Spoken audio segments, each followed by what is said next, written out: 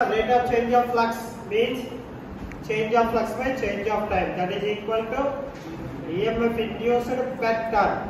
So what is the value of d phi? To calculate d phi purpose we are using this waveform. ఇది flux కి time కి waveform రాస్తే positive peak second negative peak ఒక full cycle travel అవ్వడానికి time taken is capital T, అందులో of కి T/2. అయితే ఇందులో మాక్సిమం ఫ్లక్స్ అనేది setup at T/4 time period. ఆ ఒక్క పాయింట్ కూడా తీసుకొని ఇక్కడ d పై అనేది ఏం రాసుకోవచ్చు అంటే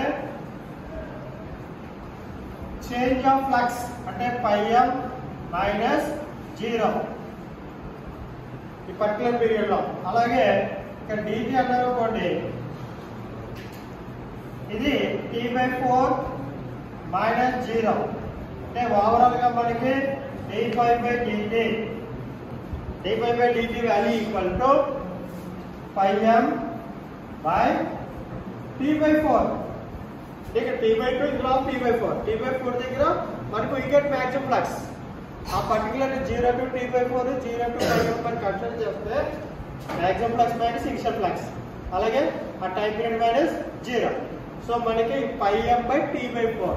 సో దీంట్లో సింప్లీ 4πm/t, దీంట్లో 4πm 1/t అంటే ఇది 4πm 1/t f అని రాసుకుంటాం. అంటే 4πmf వోల్ట్స్ పర్ టర్న్.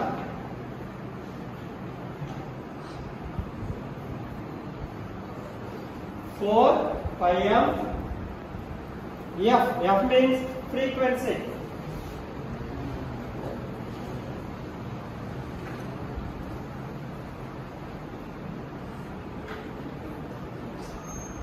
అర్థమవుతుందా? 4πm 1/t ని f ఫ్రీక్వెన్సీ అంట.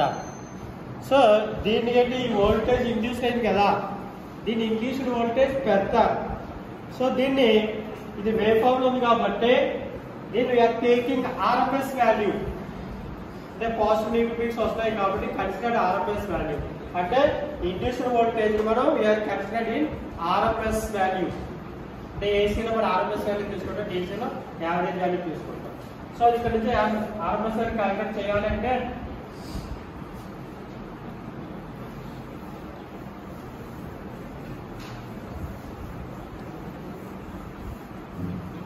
సో ఇది సైనూసాయిడల్ వేవ్ ఫామ్ అని అనుకున్నాం అనుకోండి, ఇది సైనూసాయిడల్ వేవ్ ఫామ్ కాబట్టి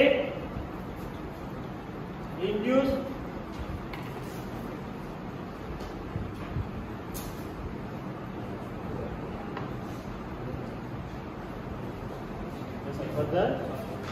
ఇప్పుడు ఇక్కడ EMF ఇండ్యూస్డ్ EMF వెక్టర్ ఒక రౌండ్ కి